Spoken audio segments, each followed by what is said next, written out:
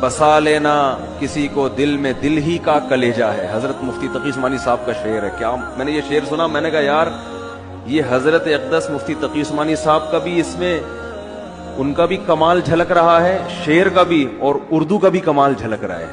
یہ بات اردو میں کی جا سکتی ہے, انگلش میں بسا لینا کسی کو دل میں دل ہی کا کلیجہ ہے, پہاڑوں کو تو بس آتا ہے جل کر دور ہو جانا.